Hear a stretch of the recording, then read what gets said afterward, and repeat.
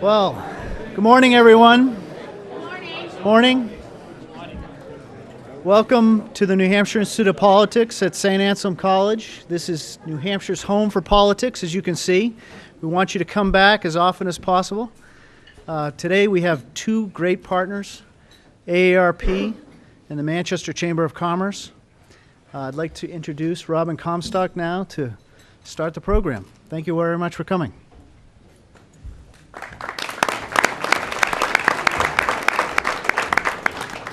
Thank you so much, Neil. It's great to be here at St. A's and great to see all of you the day after a long weekend, I hope for a lot of you.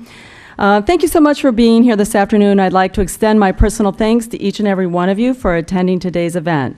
It's encouraging to know that our members embrace events where we hope to educate and inform our members and supporters of our members and the voters. I'd also like to thank Centrix Bank for underwriting today's program. Without the support of our sponsors, important programs like this one just simply would not be possible. And I'd like to extend my gratitude to AARP New Hampshire for collaborating with us to put on this debate. Just like the Chamber, AARP is a nonpartisan, not-for-profit, and as you may expect, we share many members. And like the Chamber, AARP New Hampshire is an issues-driven organization. And although we may not always form the same position on a particular issue or matter, we do share audiences and an interest in educating our members. In terms of educating you today, I would like to make a point of clarification in terms of our association with the U.S. Chamber of Commerce. Simply put, we are not affiliated, we are not credited by the U.S. Chamber of Commerce, nor are we a member of the U.S. Chamber of Commerce. The only similarity is that we share the name. The reason I bring this up today is because many of our members have reached out and asked the question in light of many ad campaigns the U.S. Chamber is currently running in the state of New Hampshire. The U.S. Chamber is a partisan organization, and it does in fact support candidates. Simply put, we just do not do that. We do not support candidates or any particular party. We are simply here to present both sides of the conversation and both arguments, so you're able to make well-informed decisions based on insights you gain specifically relevant to your business by being a member of the Chamber of Commerce. With that, I hope you enjoy the debate today. And again, I would like to extend a heartfelt thank you for being here. And now it gives me great pleasure to introduce you to the State Director of AARP New Hampshire, Kelly Clark. Thank you, Robin. On behalf of AARP, I would like to welcome you to the second in a series of debates brought to you by AARP, the Greater Manchester Chamber of Commerce, and the New Hampshire Institute of Politics. We have undertaken a far-reaching educational campaign so that our members and Granite State voters will have access to the latest information on critical policy positions. This debate is a part of that educational effort. The footage from the debates, as well as the AARP voter guides, can all be found at facebook.com/AARPNH. Today, we are fortunate enough to have the 1st Congressional District candidates with us, whom we will introduce in a moment. First, I would like to introduce our moderator, who will lead us through the rest of the program today. Scott Spradling is a former longtime political reporter at WMUR. Scott joined WMUR in 1996 after having worked at Manchester-based radio station WGIR. As WMUR's political director, he moderated political debates at every level, including nationally televised presidential debates. In April 2008, Scott left WMUR to start his own consulting firm, the Spradling Group. So I hope you will join me and welcome Scott Spradling to serve as our moderator today.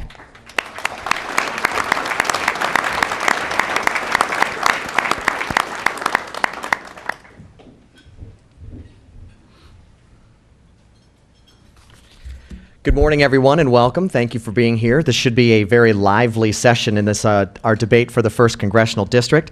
I'd like to take just a couple of minutes and tell you about today's format. Each candidate will receive 2 minutes for opening remarks. Our distinguished panel will then ask a series of questions.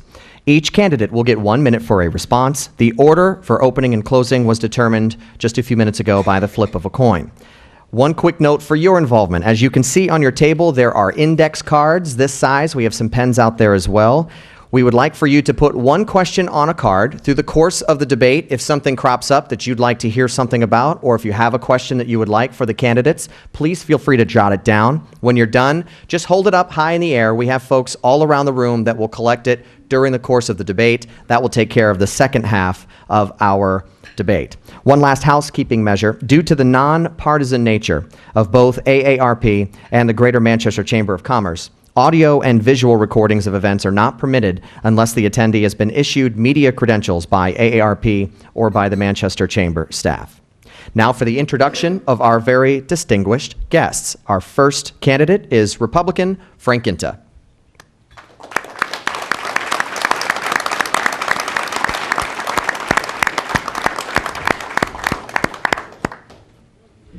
Frank Guinta served as the 54th mayor of the city of Manchester. He was elected to 2 terms in the corner office of the state's largest city before deciding to run for Congress.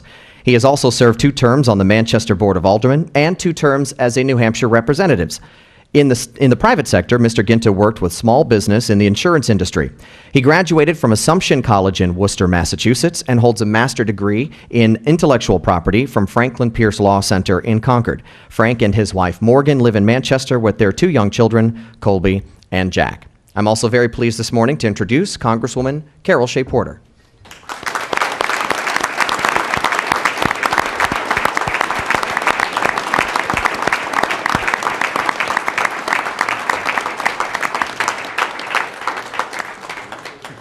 She's here, I know she is.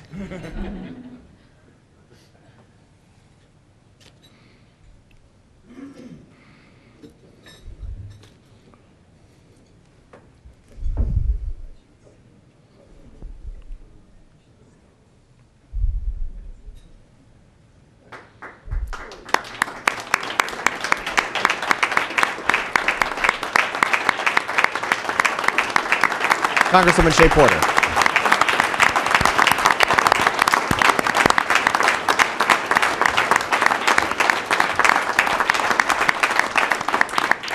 Carol Shea-Porter holds the distinction of being the first woman elected to a federal office here in the state of New Hampshire. She was first elected in the fall of 2006 and serves on the House Armed Services Committee and Education and Labor Committee, as well as the Natural Resources Committee, where she has tackled several major issues facing our country. Congresswoman Shea-Porter went to public school here in New Hampshire and graduated with a degree in social services and a master's degree in public administration, both from the University of New Hampshire.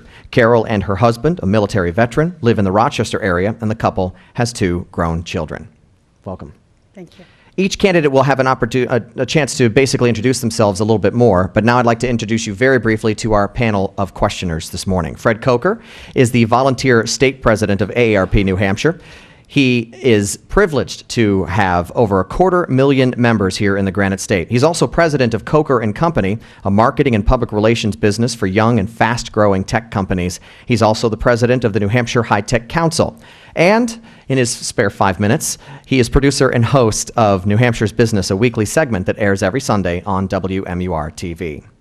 Beth Roberts is the Vice President of Northern New England for Harvard Pilgrim Healthcare of New England. Ms. Roberts has served in this role since 2003, and she is responsible for the strategic plans and overseeing of all aspects of business in New Hampshire and in Maine.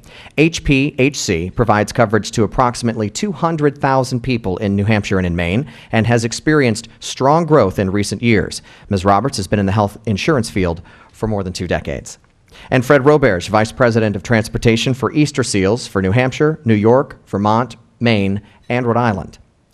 He has over 30 years of experience in community transportation design and implementation of both specialized and of public services. Fred currently manages and oversees a specialized transit system for Easter Seals, which serves school districts, human service organizations, medical facilities, and the general public. The system provides 400,000 trips and covers 3 million miles each year, utilizing 100 vehicles and a staff of 130. Fred currently serves as an officer on the New Hampshire State Coordinating Council for Community Transportation, and he's a member of the Governor's Commission on Disabilities. Following questions by the panelists, I will read those questions submitted by you on the note cards. And again, once you've written them down, please feel free to raise your hand and we will come and collect them. One final note. In the answering period, you will see Doug McNutt, who is sitting up here as well. He will hold up a yellow card when the candidate has 15 seconds to go in their time. A red card means your time is up. By order of a flip, it's time for our opening statements. Frank Guinta, you have 2 minutes. Well, thank you very much, Scott, for being our moderator this afternoon, and thank you to the Chamber of Commerce and to AARP, both Robin Comstock and Kelly Clark, for putting this event together, and I want to thank the Institute for hosting all of us. We have one of the most important elections that we face in our lifetime. I think most of us agree with that, and I think you're going to see two distinct and different philosophical approaches as to how we move the country in the right direction again. I have proudly served the state of New Hampshire, not just as a legislator and an alderman in the city, but as mayor of the state's largest city. And I was proud to cut borrowing by 50%. I was proud to deliver the first tax cut in a decade. And I was proud to make government effective, limited, and efficient once again in our state's largest city. And I think that's the kind of leadership and decision-making that we need running our country again. We have record debt and deficit that concerns each and every one of us, concerns certainly me for my children who are 7 and 5, and anyone who has children or grandchildren, and how they are going to have a better America than we have. I am concerned about the overreaching and overarching approach that government is taking, not just in our personal lives, but in our businesses. And I'm very concerned that what has been placed before us over the last 4 years from my opponent and Nancy Pelosi are nothing more than greater spending, greater involvement by the government, and we have very little to show for it economically. Unfortunately, for the last 20 months, we have had unemployment that has exceeded 8%. This is unacceptable, ladies and gentlemen. We need to have a better, stronger America. And what we need are good, sound fiscal policies, tough judgment, and good, honest decision-making to ensure our country moves forward. I thank you for the opportunity to be here, and I look forward to the next 3 weeks of this campaign. Mr. Guinta, thank you. Carol Shea-Porter, you have 2 minutes. Well, thank you, and thank you, everyone. I do agree with Mr. Guinta about the condition of this country. It's a fairy tale to act as if it just happened. I just want to read a statement from the number 2 Republican in Washington, the minority whip, Eric Cantor. And he said, look, we know we screwed up when we were in the majority. We fell in love with power. We spent way too much money, especially on earmarks. There was too much corruption when we ran this place. We were guilty, and that's why we lost. And then the man who would replace Nancy Pelosi said, this C-SPAN on September 23rd, the other quote was from the Wall Street Journal 10-2, we're not going to be any different than what we've been.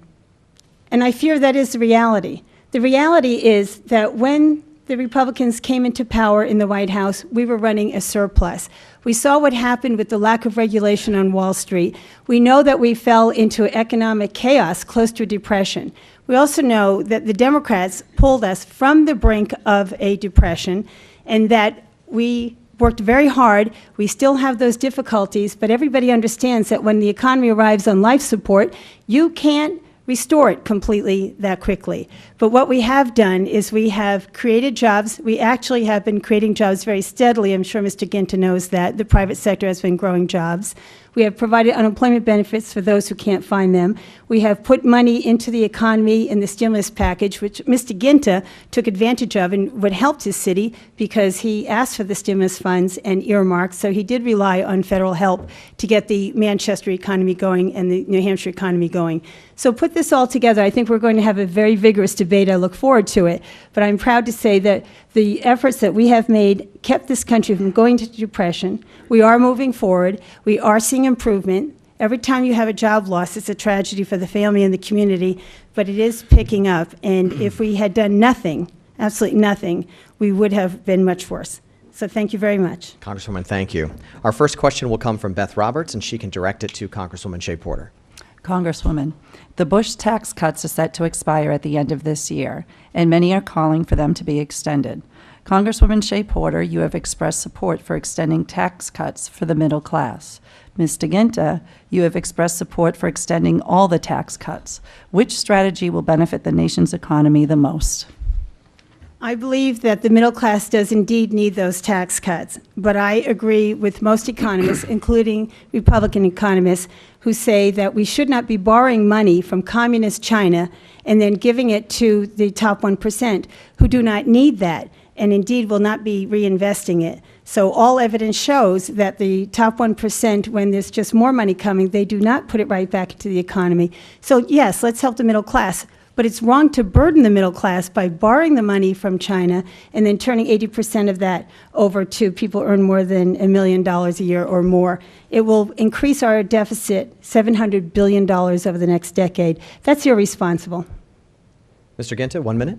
Well, with all due respect to the incumbent Congresswoman Carol Shea-Porter, when you began as a member of Congress, the deficit in 2006 was $246 billion. Today, we sit at $1 trillion more. So the notion that you do not want to spend and borrow is not quite accurate. Secondly, let's focus on restricting the amount of money that we spend in this country to address the actual problems economically we have. Most economists actually say, including the economists in New Hampshire, believe that we should extend tax cuts for everyone at this stage of the economic recession. Remember, we have had 20 consecutive months of 8% unemployment. What we need to also do is reduce our spending to not exceed the amount of money we take in, allow business owners to create jobs by giving them back more of their hard-earned money, and then have an environment where we can be far more successful for job creation. Our next question comes from Fred Coker. It'll be directed to Mr. Guinta. Mr. Guinta, New Hampshire has a 5.7% unemployment rate, one of the lowest in the country. But there are still some 43,000 people in New Hampshire out of work and many others who are underemployed.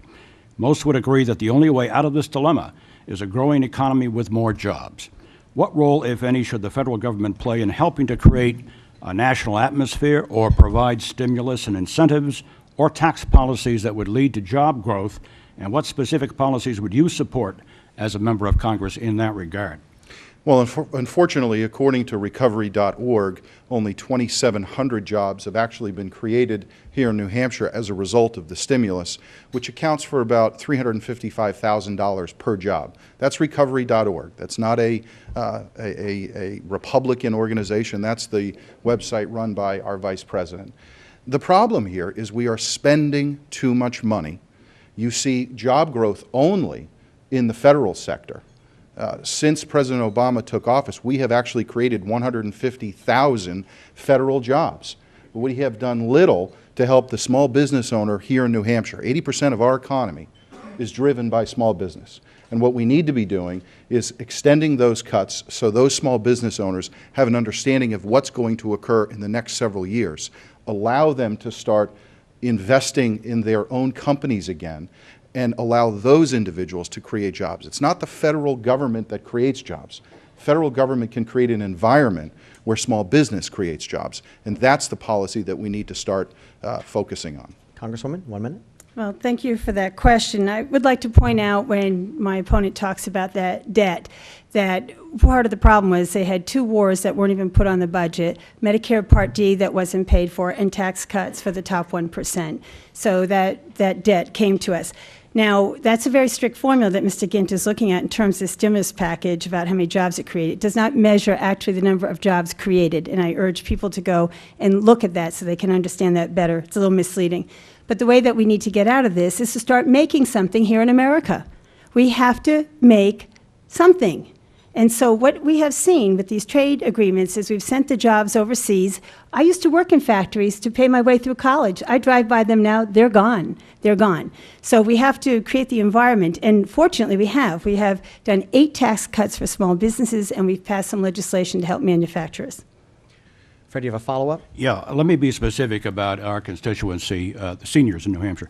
Workers 50 plus are experiencing longer durations of unemployment, in some cases 12 months or more, and often because of their age. Are there any government policies or actions needed to help older workers reemploy and regain their economic security? Congresswoman?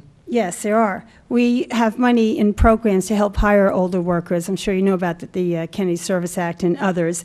We also need to make sure for those who are having trouble getting employment that the unemployment benefits will be there for them. And we also have to help them with health care if they're between Medicare and their private insurance, and we have done that as well. But the key to this is going to, I believe, to help the small businesses with the tax cuts, which we have done, provide more credit, which we did. We just passed a law that is putting $30 billion into Main Street banks so they can lend to small companies. And to, obviously, it's going to take a little bit more time. Thank you. Mr. Guinta. Well, we've had 4 years of Nancy Pelosi at the helm and 4 years that you have served our state. 4 years, I think, is plenty of time to try to determine if the policies that you've put in place have been effective. I remind people 20 consecutive months of 8% or higher unemployment in our country. And the one thing I would agree with Congresswoman Carol Shea-Porter is we do need to create more jobs here. You're saying that we don't have manufacturing in our state. I just visited Insight Technology yesterday in Londonderry, where we have 1,100 employees who are manufacturing. We need to be encouraging those businesses to create more of a friendly environment by reducing their burden. That would help anyone in the workforce, and whether they're 50 and older or 50 and under. Those are some of the things that have not been tried yet by you in this administration, and those are the policies that I think people are begging for in New Hampshire and in our country. 30 seconds. Well, first, thank you for saying I have served the state of New Hampshire. I've been very proud to do that. And also, I think you're ignoring the fact that we have had tax cuts and help for small businesses. And you may think there's enough manufacturing in this state. I know those companies, but I would say we need more manufacturing. Well, we need a greater economy, Congresswoman, and the fact of the matter is that the tax cuts that you are talking about, I'm not sure that people in the business community have ever felt any of the effect of them. I'm not sure what they are. I mean, can you explain to me what those 6 or 8 tax cuts are and how they've helped New Hampshire? Absolutely. Do I have time? Please. Okay. Well, there's been a number of ways. First of all, we put money into banks for lending. We also gave small businesses, if you invest in that, they took away any of the capital gains if you invest and hold it for 5 years. We also allowed them to deduct their expenses in 1 year. We allowed them to do carryback, look back 5 years, so that if they have losses, they can spread that out. And a number of other ways, Frank, without getting technical. But the reality is, I think you know that we have been addressing that. We also put money into the Small Business Administration, which has made more money available and made the terms more favorable for banks and for small businesses. So, and that is through the ARA Act, or the Recovery Act. And I would like to point out that I voted against the Bush bailout, and I do think that's been a significant part of this debt. And I would like to ask you, would you have voted for your party's bailout?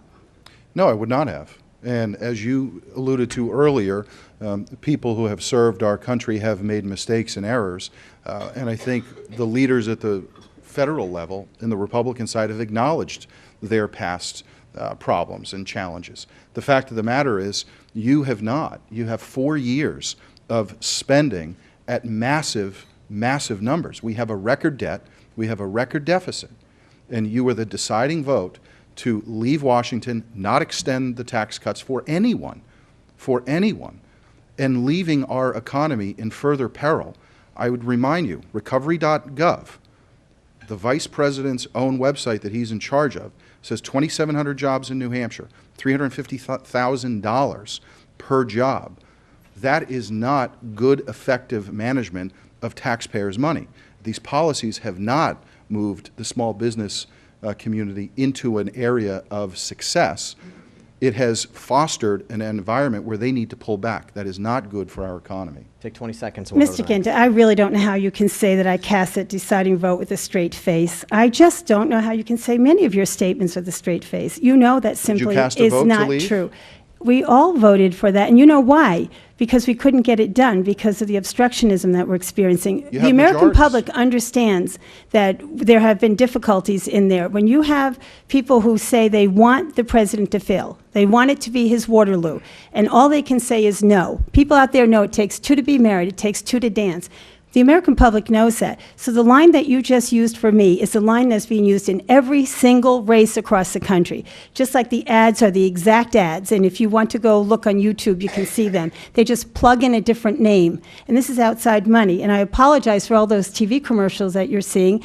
They're not from me. They're from outside groups that have come to rescue Mr. Guinta and the Republicans. But it's just not right to mislead the public with these statements. Well, the fact is you voted to come home and adjourn and not extend any tax cut for any American. And you know why? Because it couldn't be Secondly, done. if I could finish. Secondly, the Democratic Party is in the majority in the House and the Senate. You do not need the Republicans to extend cuts. And finally, when I was a mayor as a Republican in the super minority, I was able to work with Democrats to pass the first tax cut in a decade. I was able to cut borrowing in half in my first year because it was good public policy. There are times to campaign and there are times to govern. And 3 weeks ago, the country needed you to govern, not take a leave of absence from your responsibility to extend tax cuts so you could campaign. And you should have been governing. You should have been governing instead of allowing the Manchester schools, every single one of them, to get on the failing list. You should have been governing instead of allowing the hits to the police department. You should have been governing instead of just looking at your political future and trying to get that tax cut at the cost of the people of Manchester, the infrastructure. Then you came begging for stimulus money. You complained in the union leader to the point where Kelly Ayotte said you were grandstanding for stimulus money, and now you're going out and telling people the stimulus money didn't work. Now, Frank, you keep telling different stories. You have to stick to the same story. Did it work or didn't it? Did you ask for the money or didn't you? And why did you ask for the money, and why did you complain if it didn't come fast enough? And we haven't even talked about the earmarks yet. Congresswoman, 30 seconds. I had several meetings with Governor Lynch encouraging him not to downshift dollars from the state deficit to every community in our state. That's what I was going after. That's exactly what I was going after. Now, at the time, if you remember, when I was mayor, I actually opposed stimulus, and I said Manchester should not use stimulus in order to get out of the challenges we all face. It was the Board of Aldermen, without my consent, the Democrat-led Board of Aldermen, that asked for stimulus money. You sound the like line a out just a victim. You little have bit. to be a leader, not a victim. I let the line out a little bit. I'm going to reel it in just a tad here. And we'll move to the next question. Beth, you have a question now, and let's direct it to the Congresswoman. Okay. As you both know, the Employee Free Choice Act changes the manner in which unions are formed in the workplace from secret ballot voting to a process known as card check. Supporters say this bill is about enhancing employee rights in the workplace. Opponents say this bill will cost jobs and is solely intended to boost declining union membership in the private sector.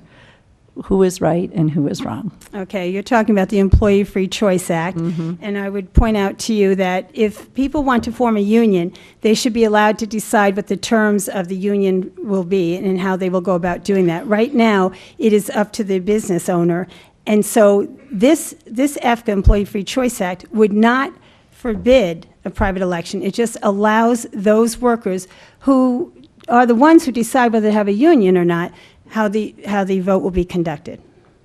Mr. Guinta. Well, Congresswoman Shea-Porter is a proud sponsor of Card Check. It is absolutely removes the secret ballot for an employee, something that you do have as a member of Congress. When you vote for Speaker, you want to remove from every employee in the country that's part of a union. You know, you want to create a level playing field with the business owner. What about the fact that the business owner is the person who takes all the risk in creating jobs and then provides an economy for here locally or nationally and creates jobs where people can then pay their bills, bring more money, disposable money into an environment. You know, the fact of the matter is this strips away an absolute right that an American worker has, and you are a proud sponsor of it. Take 30 seconds. I don't know why you diluted that answer, but you didn't answer it straight. Okay, we'll move to the next question. Well, I oppose EFCA. okay, in case we're Well, no, not you just clear. wandered all around it, and the reality is that the workers who will be paying the dues for the union will be the ones who get to decide how the election will be conducted, That's period. just not true. That is not, ask any business owner. Okay. Ask any business owner how they feel it will affect and impact their business. This takes away the private right to vote for a union employee. Frank, I have talked to people in businesses who have used that and said that it's fine. This is an issue, again, that divides us, and I accept that, but I won't allow you to pretend that they're not going to have a choice. Fred Roberge has our next question on transportation directed to Mr. Guinta. Mr. Guinta, New Hampshire is applying for federal planning funds anticipated this fall to study commuter rail expansion from Nashua to Concord. This planning money would be used to help with engineering and other work and totals $2 million for the Capital Core project.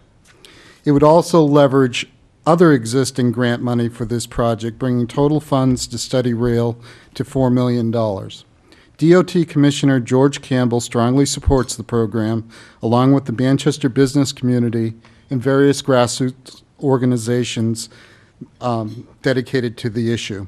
Do you support it?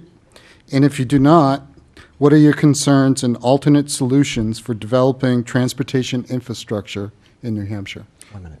Well, I think the studies have shown that if you have effective rail passenger service, it can improve an economic area and the economic conditions of an area. The concerns I have right now are twofold. Number one, we have a debt and deficit that have to be addressed, and we've got to prioritize whether it's at the state, local, or federal level.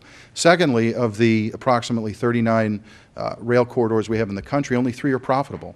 And we've got to find a way to be more effective and efficient before we continue to spend money without knowing if it's something that will produce financial results moving forward. Congresswoman? I didn't get his answer. Did he say yes, he supported it, or no, he didn't? Would you like me to repeat the entire answer? Just yes or no, you support that project?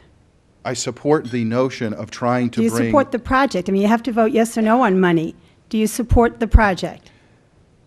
Carol, we have a situation where we have debt and deficit Frank, at do you record levels. Okay, What I said, here's would yes you or like no? me to finish or no? Sure.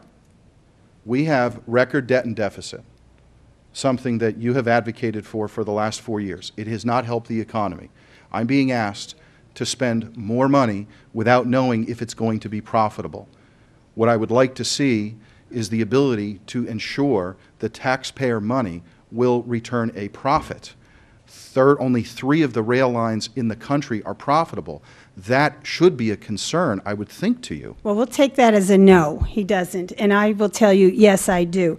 Now, first of all, to talk about the rails, and there's only a couple that are profitable, then he should talk about I-93, he should talk about the Spalding Turnpike, and all of the other roads that we use, because they're not profitable either. It's something that we invest in for our transportation, for our businesses, and for our people. So we should say yes to rail for a number of reasons. It's good for business. It's very good for business to be able to move products back and forth. It's cheap, it's efficient. It's also good for workers to get to and from. It relieves congestion. That's a wonderful thing. This will help the Manchester Airport. It will help all the communities. It brings economic development. Of course we should do that. Fred Coker has our next question. It'll be directed to Congresswoman Shea-Porter. Social Security. Congresswoman Shea-Porter, you have said that you would not support cutting Social Security benefits to seniors. Mr. Guinta, you have said that you would not support raising taxes for Social Security.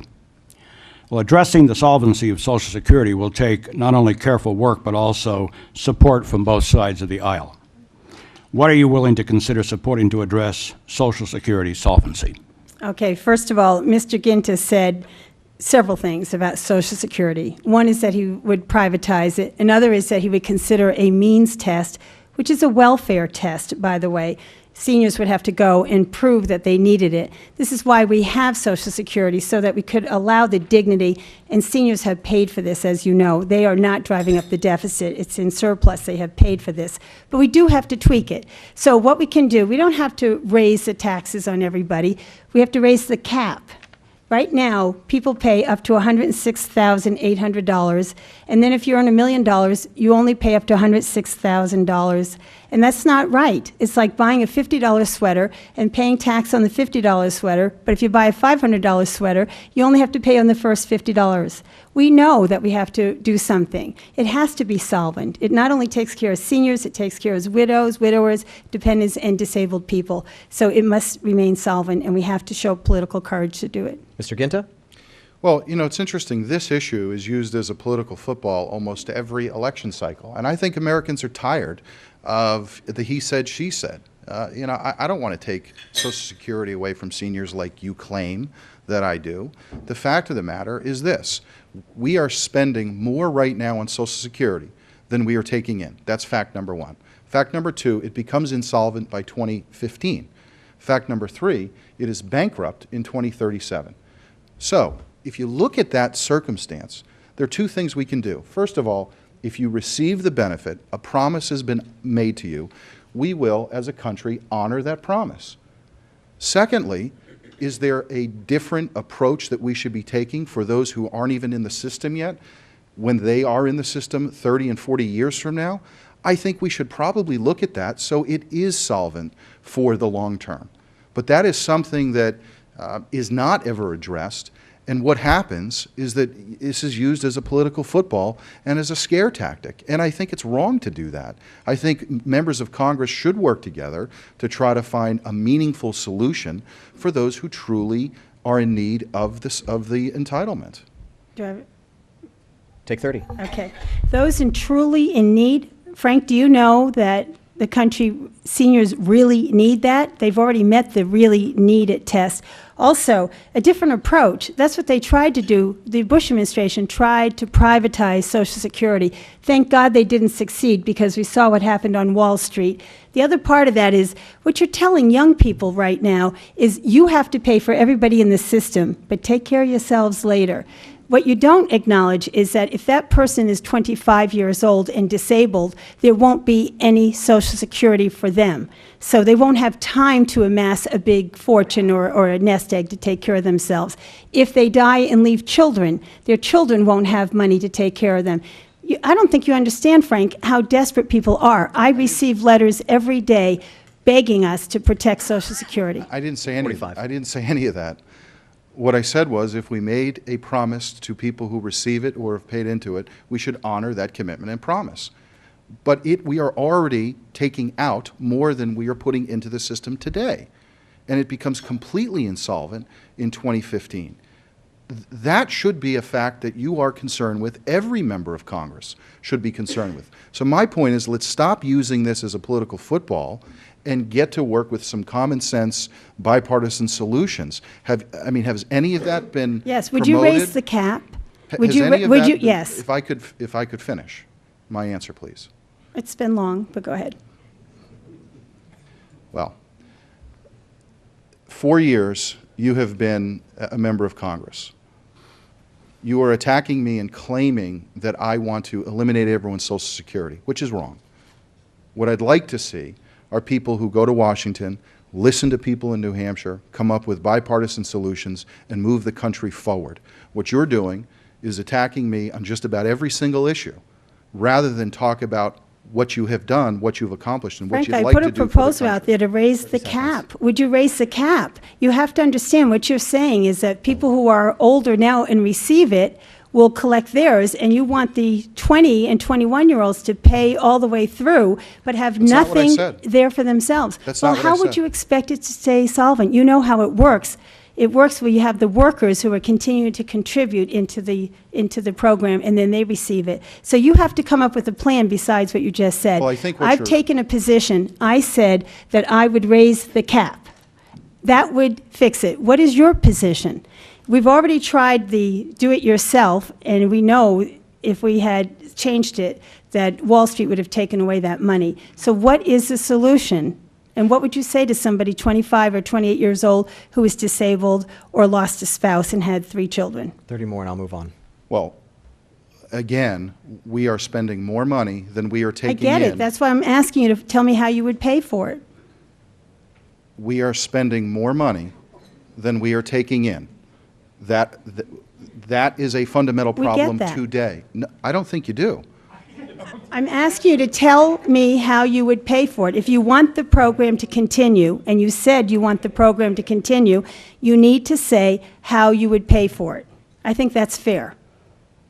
What I think we need to do, Carol, is, number one, make sure that anyone receiving a benefit continues to receive the benefit. A promise has been made, a promise should be kept.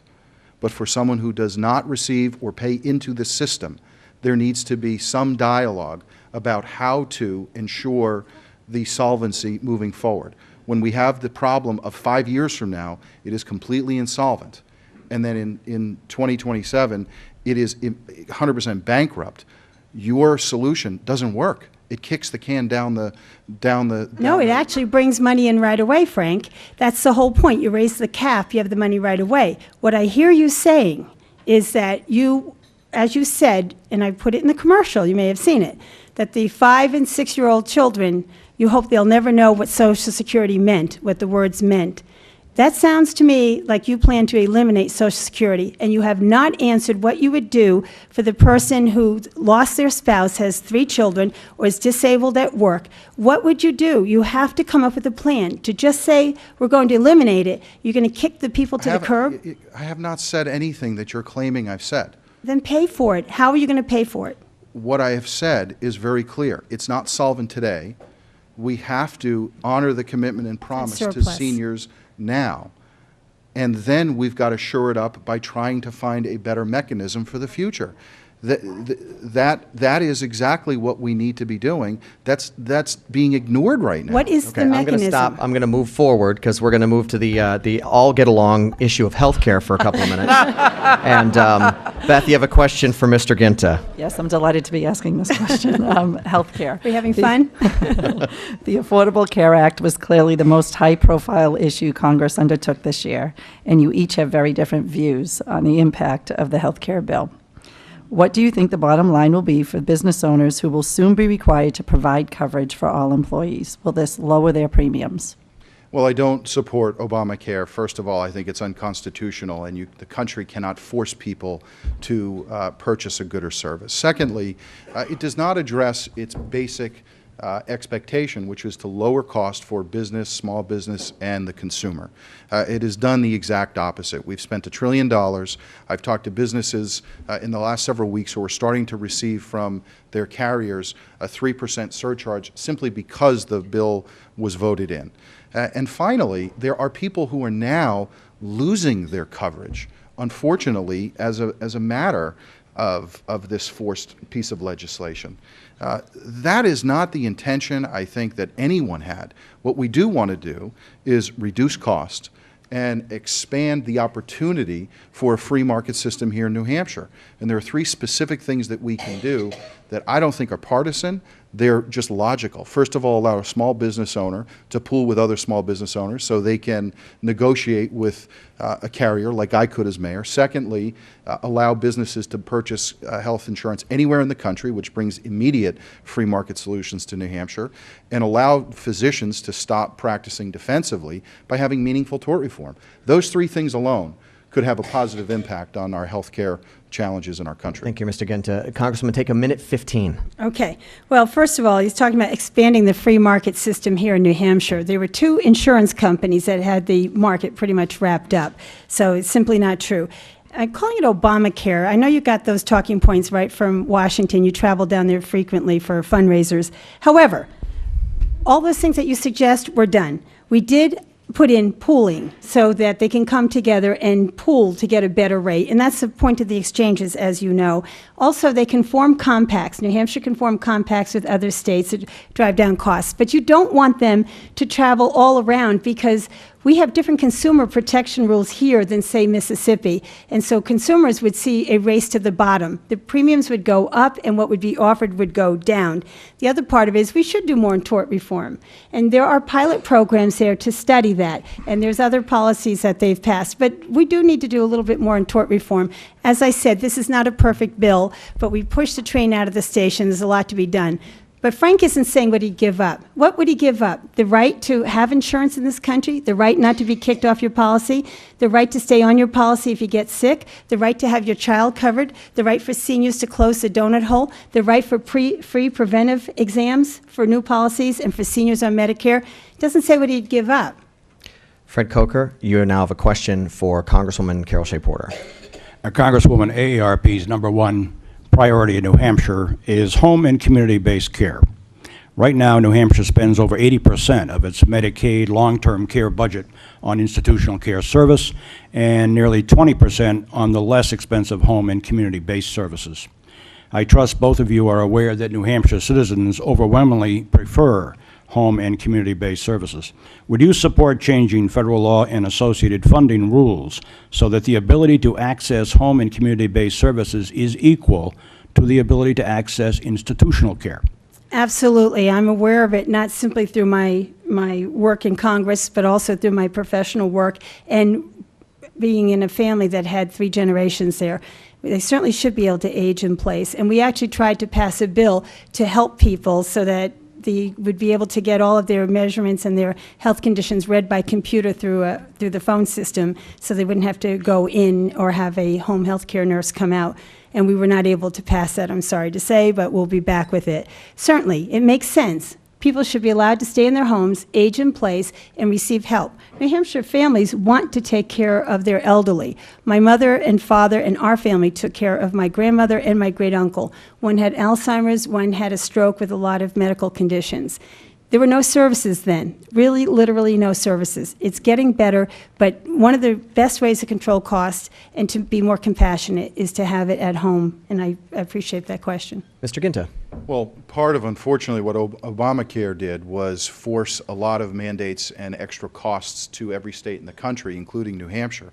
What needs to happen is allow New Hampshire to make their own decisions. Of course, we all support home care and community-based care, but I'd like to see New Hampshire making those decisions rather than the federal government forcing downshifting costs from the federal government to the state government. There are 17 different states right now that are fighting that government intervention, and New Hampshire has always been known as a state that has done a pretty good job on its own without the government telling it what to do to have home-based care. But I'd like to see people in New Hampshire focus on that. Our last question comes from Fred Roberge, our last panelist question from Fred Roberge on the issue of earmarks. And you can direct that to Mr. Guinta. Mr. Guinta, many earmarks are for infrastructure and transportation, such as the Manchester Airport Access Road. If you reject earmarks for New Hampshire, doesn't that turn New Hampshire into a donor state with our federal tax dollars being used for earmarks in other states while simultaneously abandoning these critical transportation issues? And if you don't reject earmarks for New Hampshire, how will you lead the way in getting spending under control? Well, part of the problem in our country is that when we talk and about earmarks, the first thing that comes to our mind is the bridge to nowhere. What we have to do is allow the federal government to address its federal responsibilities with respect to infrastructure. But that doesn't mean that we should have an abusive earmark process where members of Congress are bringing back pork, which is taking taxpayer money. If there is a federal obligation and responsibility, the federal government should address it, whether it's in New Hampshire or another state. But what has happened over the course of several years is a massive abuse of the system. And the notion of just simple transparency hasn't done anything to address that reduction in necessary spending. The fact of the matter is the budget is a $1.4 trillion out of balance. We had Congress leave a week and a half ago without a federal budget. October 1st, the new fiscal federal year started, and the country doesn't even have a budget. So you can't address reducing spending if you're not there and you're not willing to accept the challenge and the responsibility you have. Mr. Guinta, thank you. Congresswoman? Once again, Frank danced around the question. The place that we're standing in right now received an earmark. NHPR, where we had our other debate, would lose federal funding. That's what he's calling for. I happen to agree with the senior senator of New Hampshire, Judd Gregg, who has brought many good earmarks to help the universities and to help our infrastructure. You're absolutely right. If we don't do that, we will be the donor state. And by the way, we have been the donor state. So we send New Hampshire tax dollars down to Washington. We should bring New Hampshire tax dollars back. I think it's incredible that he calls New Hampshire tax dollars pork. Now, I know that Frank hasn't been looking on my website, I think, but I will tell you that every earmark is posted there. And when I think I had 13 town halls in the past year, I brought the list of earmarks so that people could see how they helped. Frank doesn't want to help out the bridges between Maine and New Hampshire. Frank doesn't want to help out the infrastructure. He doesn't want to help out the university. He doesn't want to help out the healthcare systems. The reality is that it is in the Constitution. This is congressionally directed spending. We have the power of the purse, and nobody knows our district better than members of Congress who represent it. But he's right about the corruption and the problem they had. We fixed that. You have to put your name and affidavit, and in the House you have to post all of it so people can see. So I'm proud of the work I've done for New Hampshire. 30 seconds. You know, Congresswoman, it's not about the power of the purse or your individual power as a member of Congress. It's supposed to be about the individual taxpayer. And you have forgotten that the individual taxpayer in our state cannot afford the bloated budgets and the bloated spending that you have advocated for. It is time in this country to peel back the spending, to get a simple budget passed that is balanced without raising taxes, and look at the deficit and the debt and start reducing them. It is a very simple formula that Americans are demanding. And what you want to do is have a big government solution for everything. Well, that is the clear difference in this campaign. You are for big, large government, doing everything for everybody. I am for limited, good, effective government that is going to finally protect the taxpayer again. 45 seconds. Actually, Frank, I'm for effective government. Are you telling the good people of New Hampshire that there should be no federal money coming to their hospitals, no federal money coming to their roads, no federal money coming to their schools, no federal money coming to their infrastructures? You can't just say, peel back, peel back. You're right. President Clinton had balanced budgets. The Democrats had balanced budgets, and they should be that way. But as I pointed out before, and as the Republican leaders pointed out, they overspent. They put 2 wars on budget, off budget. They weren't paid for. They created enormous deficits. Do not ever forget, Frank, that there was a budget surplus until George Bush became president. What they did, we reinstituted pay-as-you-go. It's very important, pay-as-you-go. You pay for what you get. The Republicans allowed that policy to lapse, to end. They didn't care about those deficits. So you're right about the deficits. I'm as worried about the money as you are, but you're wrong about how it started, and you're wrong about where to save that money. That money should go to this state to take care of our infrastructure needs, our education needs, our health care needs. 15 seconds, final word, and I'm going to move Well, on. you actually violated pay-go on several votes, first of all. Secondly, the budget deficit in 2006 when you took office was $248 billion. And you said at the time that you wanted to reduce the deficit. It is now $1.4 trillion. You don't have an answer for the reasoning for that spending, nor can you tell New Hampshire how it has improved our economic I challenges actually have here. a great answer. It was called the Bush economy. It was called the Wall Street fiasco without oversight. Then it was called the Bush bailout. I have a great answer, and I read you the quote. When are you going to stop You blaming know, George the Bush? problem is, Frank, the problem is that You're going to take you want to responsibility go for back the 4 and change years you the have facts. been in Congress. Because the reality is, this is where the trouble came from, and people understand that. And so we are putting in policies, and yes, some of them are expensive, but you ask anybody here who's had to receive an unemployment check or who is worried about their job, if they want to make sure that there'll be something there for them, and you will find out the answer So is you yes. support a $1 trillion deficit increase in You the know 4 what I years support? you were a member of Congress? I support the middle class. I support regulation of Wall Street, which we did Wall Street reform.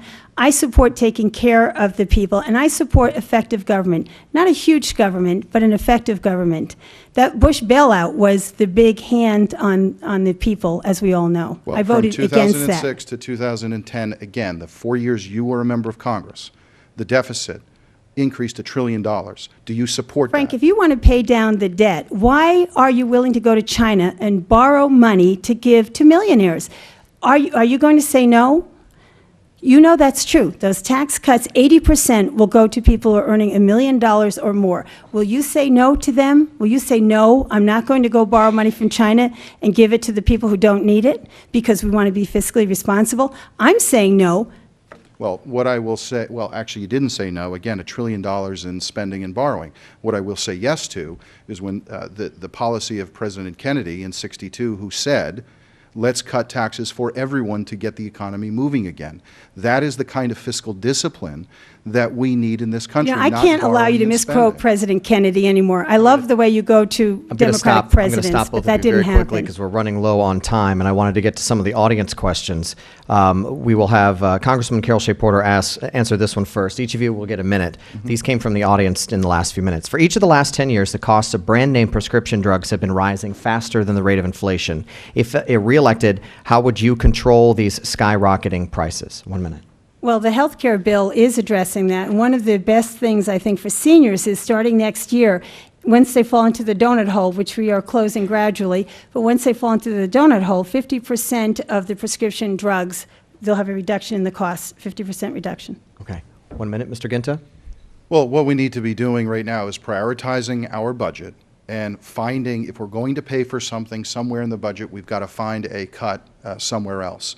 What we need, again, is greater free market competition to reduce costs. That is going to be the solution. What has happened in the last 4 years simply has not worked. Next question, Mr. Guinta, for you. On energy, what is your plan to reduce our dependence on foreign oil?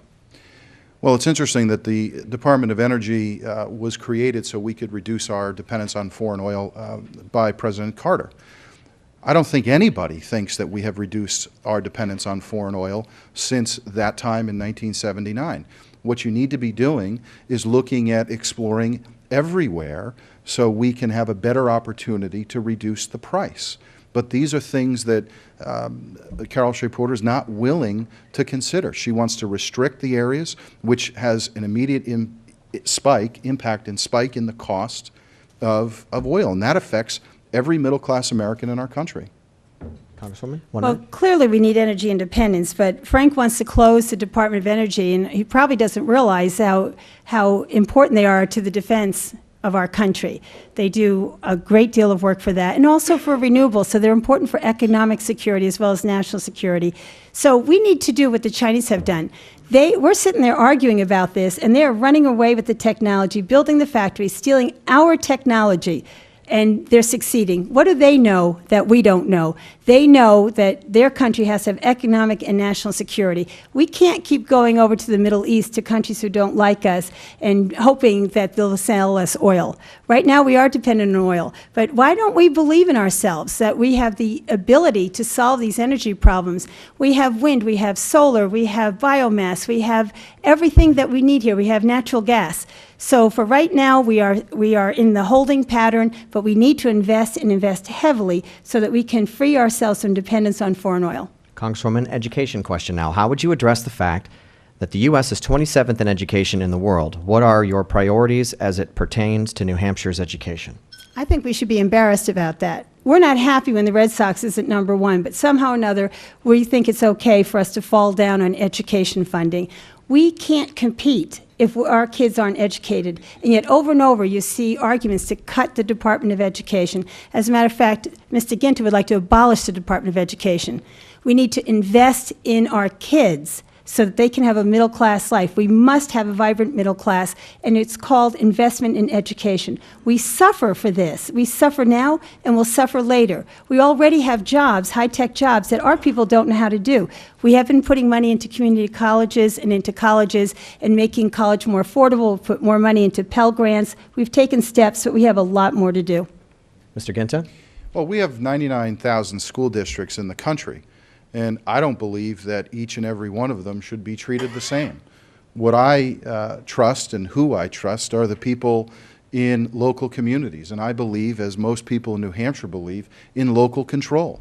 And to be quite honest, we send money to Washington where it is spent on bureaucratic paychecks and bureaucratic policies that are then redistributed to the entire country. That doesn't help a teacher in a classroom to be effective in teaching a student. And it certainly doesn't enhance, it restricts school board members' ability to set policy. What I'd prefer is a local control approach to education. I trust parents and local teachers to make those decisions far more than bureaucrats in Washington. Here's a fun one to finish on. Mr. Guinta, what 2 things would you like to see happen to improve our national political system? Well, more debates, obviously. I'm for that. I think, I believe in this country, and I think we all believe in this country. I'm very proud to be an American, to be a father, and I think we need people who are willing to do what they say and say what they do. And what that means is you go to Washington and you try to listen to your constituents and you advocate and represent your constituents. Represent is a very important term that I think we have forgotten in this country. New Hampshire has, I think, a rich tradition of service. I served in the legislature. I served as an alderman. I served as a mayor. But we need to elect people who are going to, through their set of principles and values, work with people in Congress, look at them as Americans, not as Democrats or Republicans, but as Americans, and say, we have a job to do. And America is waiting for us to complete this job. And if we could improve the discourse and the responsibility that each of us have, I think we would make a far better country. Congresswoman, 2 things to improve our national political system. Well, first of all, I think that if you want to join the Tea Party caucus with Michelle Bachmann, you're not really interested in working together, because she challenged whether Democrats were even Americans, whether we were loyal Americans. So I would recommend that you not consider going with Michelle Bachmann. But what we do need to do is, frankly, we need to throw away the bomb throwers, because we have them on both sides. We know that we do. But we also need to tell the truth and be respectful and be truthful. Being truthful would be very helpful right now, Frank. I think there's so many things that you have not acknowledged, and I think that you need to. So I think what we need to talk about here is respect and truth in the system. I don't think you should get outside money. I think taking that corporate PAC money and taking money from special interests is disgraceful. I think you should probably call on all those ads that those companies or whoever they are who are running those ads, ask them to take them down, because I think it corrupts our system when outside money comes into New Hampshire. Millions and millions and millions of dollars against me and against other people in the country. So I think that would be a really good start to clean up our system, fair elections, and also reform of the campaign contribution process, and being respectful and truthful to each other. We've come to closing statements for our debate, and by the coin flip, we will start with Mr. Guinta. You have 2 minutes.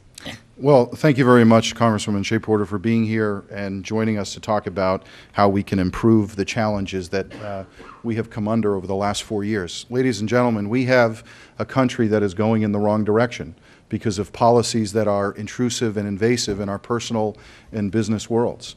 We have a debt and deficit at record levels, and we have had 4 years of our Speaker, Nancy Pelosi, and our member of Congress here who have been leading the charge.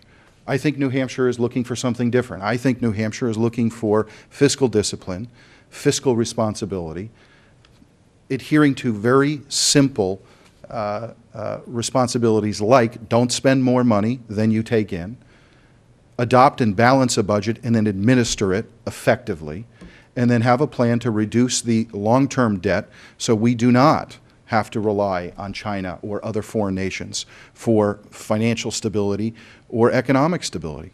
We are at a crossroads in our country, and I believe most people in New Hampshire are looking for a different perspective. What I offer you is the same thing I did as mayor. Take tough stands, work with Democrats and people in the opposing views to ensure that we can cut borrowing, cut spending, cut taxes, things that people in Manchester, regardless of party affiliation, wanted, because they re-elected that set of principles. And it's those set of principles that we need in this country desperately. I ask for your support on November 2nd, and I ask for your ability to make your vote count in changing what is a great nation, and it can be greater. Thank you all very much for being here this evening. Mr. Guinta, thank you. Congresswoman, 2 minutes. Thank you. And again, it's interesting that Frank Guinta just thanked me for joining us. It's his way of saying things. Actually, both Frank and I joined here, and so I want to thank you and thank the Institute for the invitation. But I think it's important to say that that wasn't even exactly straight, the way he acted as if I had joined him. And this is the kind of talk that makes me uneasy, and I hope it makes everybody else think about it as well, that we have some very important issues here, and I have tried to get him to answer them directly, and he won't. He simply won't. He just keeps talking about cutting government and smaller government. Who could possibly be for big deficits, except maybe the former Republican leadership, when they said deficits don't matter? Who could possibly be for risking the middle class in this country, except for the previous administration who didn't oversee Wall Street? Who could possibly be for cutting out services that are essential to the country's smooth functioning? I actually don't believe even Frank is against the sort of things there. They're the talking points for the Washington Republicans, and I hope the New Hampshire Republicans are not fooled by this. Just remember what Eric Cantor said. He said, we're guilty. We overspent, we were too powerful, we were corrupt, and we overspent. And then remember what John Boehner, who would be the Speaker of the House, said, and we're not going to be any different next time. I think this is incredibly important. I appreciate the opportunity to talk about this, but nobody should be fooled by the fact that we almost had a depression, and it started on Wall Street with lack of regulation, and we have improved the economy, but it's going to take time, and I ask for your rehiring me so that I can continue to work on these problems. Thank you very much. I'd like to thank our panelists, our hosts, AARP New Hampshire and the Greater Manchester Chamber of Commerce, our sponsor, Centrix Bank, the New Hampshire Institute of Politics for hosting this today, and of course, a warm round of applause for our two candidates for Congress.